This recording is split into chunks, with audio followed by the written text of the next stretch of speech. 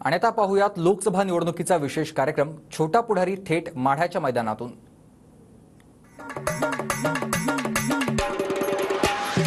नमस्कार मित्रांनो, आता आपण आहोत माढा मतदारसंघात आणि करमाळा तालुक्यात आहोत। इथं संजय मामा शिंदेंचा मतदारसंघ आहे। दादा नमस्कार। पाणी घरी नाही येत? 4 दिवसाआड सुटतो। 4 दिवसाआड? आपण रणजित दादाचं म्हणतात पाणीदार जिल्हा आहे। कशाचं पाणीदार जिल्हा आहे? हां, पाणी असून पण 4 दिवस सोडत नाही म्हणल्यावर आमची पाण्याची दारंबळ चालली ना। बरं चला आणखी जनतेचा कौल घेऊया। हो ताई नमस्कार। पाणी सुटत नाही का तुमच्याकडे? नाही सुटत। बरं काय वाटतंय धैर्यशील दादा का रणजित दादा? हे आता मनालाच माहित आमचं काय करायचं ते। बरं विकासाला मत आहे का तुमचं? विकास झालाय का 5 वर्षात? काय विकास तर दिसत ना आमच्या तालुक्यात काय काही दिसना ना। पाणीदार जिल्हा कस काय केलाय म्हणते? कुठं पाणीदार जिल्हा? कागदोपत्री पाणीदार जिल्हा हां, बरं करमाळा तालुक्याचा खरंच विकास झालाय का? नाही झाला विकास, काहीच नाही। बकासूर झाला हा विकास पदाधिकारी नेते मंडळीचा विकास। हां, काय आजोबा बरं विकास झालाय का मतदारसंघाचा? मला काय माहित लय घाबरत आहे तुम्ही? गावात आहे हां, गाबर काय आवाज उठवायला लय घाबरत आहे? नाही तसं काय ना, आवाज काय उठवायचा? हां, मग काय वाटतंय रणजित दादा का धैर्यशील दादा? रेशन दादा बद्दल आमचं चांगलं मत आहे जरा। 100% बीजेपीचं सरकार आलं पाहिजे। बीजेपीचा? आज मला सांगा, तरुणांना नोकरी नाही, शेतकऱ्यांच्या कुठल्याही पिकाला हमी भाव नाही, सगळं मिळेल पण विश्वास तर पाहिजे ना कोणावर तरी। पूर्ण विश्वास ठेवा बीजेपीवर, बीजेपीच येणार। कर भावा खाली मान घालून जेवतोय खातोय? विकास भरपूर झाला ना महाराष्ट्राचा, आपल्या देशाचा। हो, तरुण पोरांना नोकऱ्या मिळाल्या का? हा हा? खरं म्हणताय का खोट?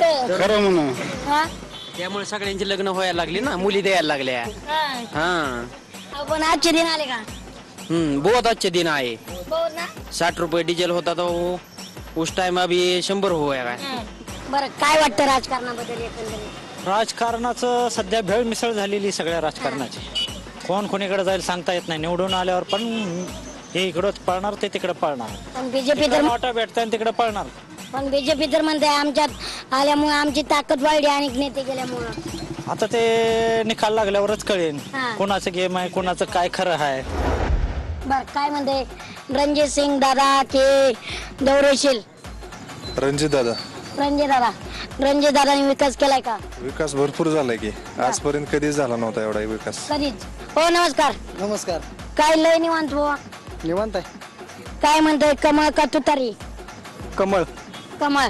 कमळ अहो पण तुतारीचं वातावरण तर चांगलं वाटते। कसं आहे, तुतारीचं वातावरण फक्त त्यांच्यापुरतं मर्यादित हां. आहे, पण विकासाच्या दृष्टीनं कमळच महत्वाचं आहे। तुतारी वाजन का वाटते का? 101% रणजित दादाने 5 वर्षात विकास केलाय? नाही, अहो पण त्यांना पाणीदार म्हणून ओळखलं जातं ना। ते नाव पडलंय फक्त, नाव पडले का? फक्त नाव हा, पाणीदार। पाणी नाही का? मग कशाचं दार आहे फक्त, पाणी नाही काय नाही। इथं काहीतरी चर्चा चालली दिक्कत। हो नमस्कार। आम्हाला अचानक धक्का दिला तुम्ही राव। का बरं? तुमचं फॅन आहे राव आम्ही। बरं काय म्हणते राजकारण? काय झालंय, भ्रष्टाचारी नेते एकत्र झाले होते, हा. त्याच्यामुळं माढा मतदारसंघात तर भाजप मोदीच करते तिकडे। हा. होय तर आश्वासन तर मी असताना इंजिनियर आहे। हा. हा, टाकलंय चहाचं। का का तर नोकऱ्यात नाही पोरांना। पोर 10-12 तास करतात, 8,000 10,000 12,000 काय कोण लक्ष देते त्यांच्याकडे? कोणाकडे नाही। राजकारणात काय होतंय? राजकारण पाऊस सारखा झालाय, हा. नुसतं येतोय काय पड नाही। आणि सगळ्यात महत्वाचं म्हणजे आमच्या धनगर समाजाला हा. पवार साहेबांनी 40 वर्ष झालं आमच्या आरक्षणाच्या नरडीचा घोट घेतलाय। हा. कशी मतं द्यायची तुम्ही सांगा? निष्ठावान हा एक प्रकार जो आहे, आता शिवसेनेत जुनी लोक जे होते ते फुटले ना, शिंदे गटात गेल्यामुळं नाराज असणार ना। जे मूळ शिवसैनिक आहेत ते म्हणणार ना निष्ठावानच महत्वाचं आहे ना, निष्ठेला महत्व असते शेवटी। रणजित दादांना जर आम्ही नाही निवडून दिलं तर आमच्या येणारं नळाला पाणी जे आहे ते आता 60% रणजित दादांनी स्वतः केलेलं आहे, ते 60% परत ना बारामतीला जाणार आणि आम्हाला 40% राहणार। मोहिते पाटील का रणजित दादा? रणजित दादा। पण विरोधक म्हणतात 5 वर्षात विकास झाला नाही, तुम्हाला काय वाटतं? नाही, चांगला विकास झाला ना आमच्या माळशिरस शहरला। आज 10 वर्षात या गल्ली बोळातले रस्ते झालेत, आज 2 हायवे गेलेत माळशिरसला, आणि रणजितदादांनी मास्टर्सला खूप असा भरपूर असा निधी दिलाय. हमी भावच नाही. तुम्ही आज मला सांगा उसाला दर किती आहे? 2800 3,000 दर आहे फक्त उसाला. आणि उसाला एकरी खर्च किती होतोय तुम्ही याच्यावर व्हॅल्युएशन काढा ना तुम्ही. म्हणजे भाजपचं सरकार जे आता आलेलं आहे त्यांचंही आम्हाला काय वाटत नाही आता, आणि जी आता ही तुतारीवाली आहेत त्यांचंही काय वाटत नाही. त्याचं कारण असं ते फक्त मोठ्या मोठ्या पुढाऱ्यांनाच भेटतात, पण तळागाळापर्यंत जो कार्यकर्ता आहे तिथपर्यंत हे पोचतच नाहीत. काय वाटतं जनता कुणाला पाकात ठेवेल आणि कुणाला कढईत ठेवेल? कडेवर पाकात तुतारी. तुतारी का बरं? तुतारी का? विकास आहे मोहिते पाटलांचा. आपण बीजेपी सरकारने शेतकऱ्याला 6,000 रुपये दिले, उज्ज्वला गॅस दिलाय. आपलंच घेऊन महागाई देते ती. आपलं 100 रुपये घेतली तेव्हा 10 रुपये देते आपल्याला. साहेब, हा जिल्हा तुमच्यामुळे पाणीदार जिल्हा म्हणून ओळखला जातो. काय वाटतं याच्याबद्दल? पाणीदार हा सांगोला करण्याचं स्वप्न आम्ही आणि आमदार शहाजी बापू पाटील, आदित्य दीपक आबा आम्ही सर्वांनी मिळून बघितलं.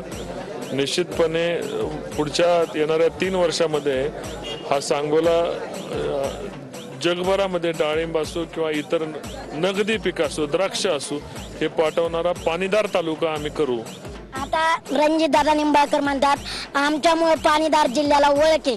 नेमकं काय सांगाल? मी सांगण्यापेक्षा इथं जमलेल्या जनतेला विचारा, ते सांगतील कोण पाणीदार आहे ते. जनता आमच्या बरोबर आहे. जनतेने निवडून दिलेले 5 आमदार आमच्या बरोबर आहेत, आणि जिकडं निवडून आलेला आमदार असतो तिकडेच जनता असते. लोकांच्या जनभावनेवर मी उमेदवार म्हणून इथं उभा आहे आणि जोरात तयारी आहे. लोकांनीच जोरात तयारी केली माझ्या इलेक्शनची, आणि मला खात्री आहे महाविकास आघाडीचा उमेदवार म्हणून मी या ठिकाणावर प्रचंड मताने निवडून येणार आहे. नक्कीच. पण आता बघा, बबन शिंदे हे तुमचे आमदार आहेत, पण तिकडे काय होतंय, संजय कोकाटे साहेब म्हणतायत की ते तुतारीकडे जायचं वातावरण दिसतंय. महादेवाला कमळ आवडतं आणि विष्णूला पण कमळ आवडतं आणि कमला भवानीला पण कमळ आवडतं, म्हणून कमला भवानी, त्यामुळे कमळ येणार. धैर्य आणि शील या दोन्ही गोष्टी आहेत माझ्यात, आणि ते मी फक्त विकास कामासाठी वापरणार. निश्चितपणे या माढा मतदारसंघामध्ये नॅशनल इंडस्ट्रियल कॉरिडॉर नावाचा मोठा प्रकल्प, ज्याच्यातून हजारो लोकांना नोकऱ्या लागू शकतात, असा प्रकल्प आम्ही आणतोय. आता इथं पाराखाली तुम्ही बसा, अनेक तरुण बसलेले आहेत, त्यांची मुलाखत घ्या, ते सांगतील तुम्हाला तरुणांसाठी काय काय झालंय.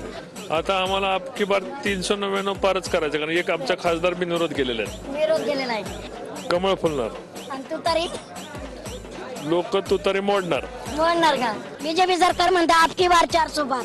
4 तारखेनंतर समजेल किती पार आहे ते. बरं.